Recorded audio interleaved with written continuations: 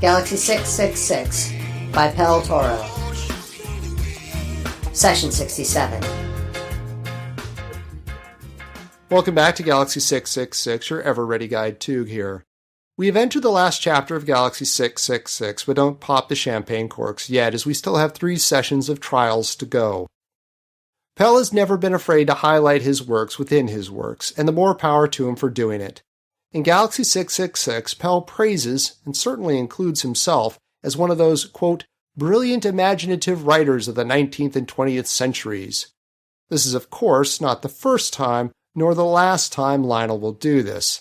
Lionel Fanthorpe's book Power Sphere, published in 1963 under the pseudonym of Leo Brett, Lionel writes, quote, it's a long time since those 19th and 20th century science fiction theories were aired, but a lot of those great old science fiction writers had some incredibly good ideas. He paused thoughtfully. Men like Jules Verne, H.G. Wells, John E. Muller, Carl Siegfried, Fanthorpe, and their contemporaries put forward as fiction a number of brilliantly imaginative schemes which have since come to pass as fact. Unquote. Of course, both John E. Muller and Carl Siegfried are also nom de plumes adopted by Lionel. In fact, in Projection Infinity, written as Carl Siegfried in 1966, Lionel writes, Jinx was an intelligent man. He read and understood the novels of Fanthorpe, Muller, and Fane. Again, all pseudonyms of Robert Lionel Fanthorpe. As Mark Twain said, if you can't get a compliment any other way, pay yourself one.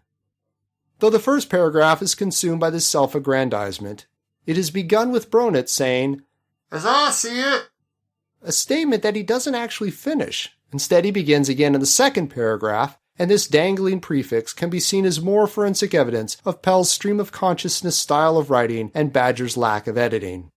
Bronit never gets to his actual solution of what to do about the situation, but instead spends the first third of Chapter 19 restating the problem.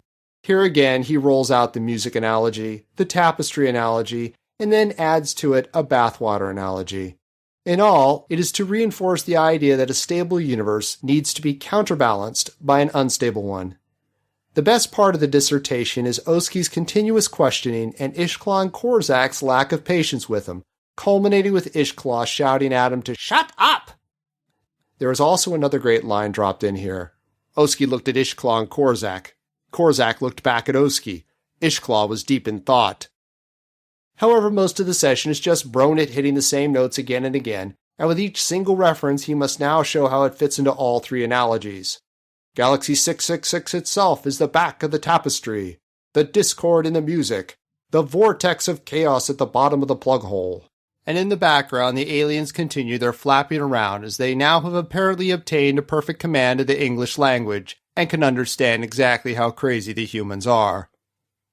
The problem with Bronit's thinking is that it assumes far too much of the normal universe itself, but we'll talk more on that later.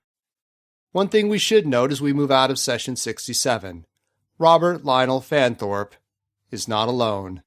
And I'm not talking about Patricia. Here we refer to John Glasby. Glasby was also part of the Badger Machine and is responsible for more than 300 novels and short stories. As the UK newspaper, The Telegraph, noted upon the occasion of his death on June 5, 2011, at the age of 82, the team of Reverend Lionel Fanthorpe and John Glasby could be said to have been Badger Books.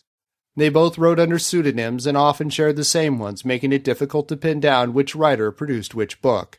Also, like Fanthorpe, John Glasby had another life. After taking a degree in chemistry at Nottingham University, he became a research chemist for a company called ICI and carried out research on detonators and rocket propellants, and eventually became the head of the physical chemistry department. In 1958, he joined the Variable Star section of the British Astronomical Association and was appointed its director for 7 years, beginning in 1965. While there, he wrote numerous professional books on astronomical phenomena that were highly respected by the scientific community. The Glorious Badger imprint was founded in 1958, and it closed forever in 1967, bringing an end to a unique and fascinating era in modern publishing. Bronit's solution for our heroes must come very soon, for we too are coming close to an ending. The ending of Galaxy 666. Here ends Session 67.